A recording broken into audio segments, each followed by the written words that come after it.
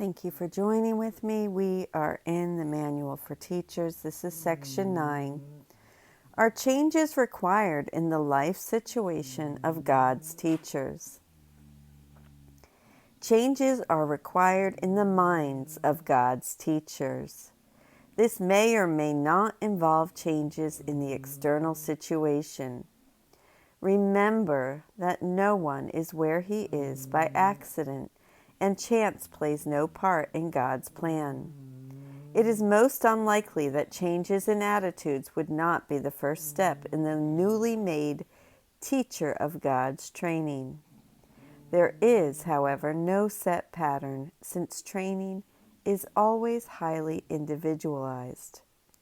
There are those who are called upon to change their life situation almost immediately, but these are generally special cases. By far, the majority are given a slowly evolving training program in which as many previous mistakes as possible are corrected. Relationships in particular must be properly perceived, and all dark cornerstones of unforgiveness removed. Otherwise, the old thought system still has a basis for return. As the teacher of God advances in his training, he learns one lesson with increasingly thoroughness. As the teacher of God advances in his training, he learns one lesson with increasing thoroughness. He does not make his own decisions. He asks his teacher for his answer, and it is this he follows as his guide for action. This becomes easier and easier as the teacher of God learns to give up his own judgment. The giving up of judgment, the obvious prerequisite for hearing God's voice, is usually a fairly slow process, not because it is difficult, but because it is apt to be perceived as personally insulting. The world's training is directed toward achieving a goal in direct opposition to that of our curriculum. The world trains for reliance on one's judgment as the criterion for maturity and strength. Our curriculum trains for the relinquishment of judgment as the necessary condition of salvation. Section 10. How is judgment relinquished?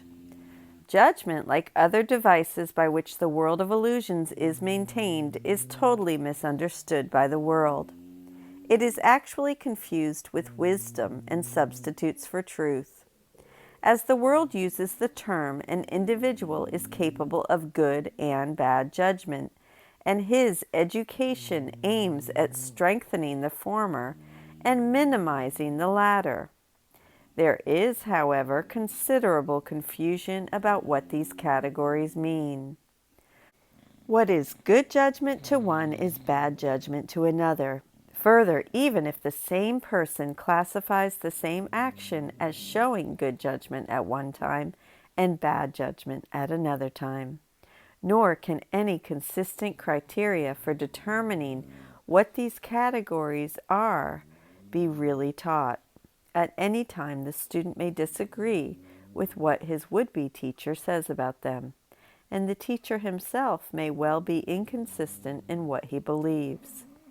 Good judgment in these terms does not mean anything. No more does bad.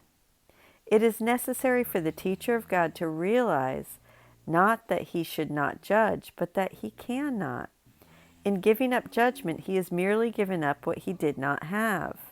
He gives up an illusion, or better, he has an illusion of giving up. He has actually merely become more honest. Recognizing that judgment was always impossible for him, he no longer attempts it. This is no sacrifice. On the contrary, he puts himself in a position where judgment through him rather than by him can occur. And this judgment is neither good nor bad. It is the only judgment there is, and it is only one. God's Son is guiltless, and sin does not exist. That is a great place to stop today. We will pick up our reading tomorrow on Section 10. How is Judgment Relinquished?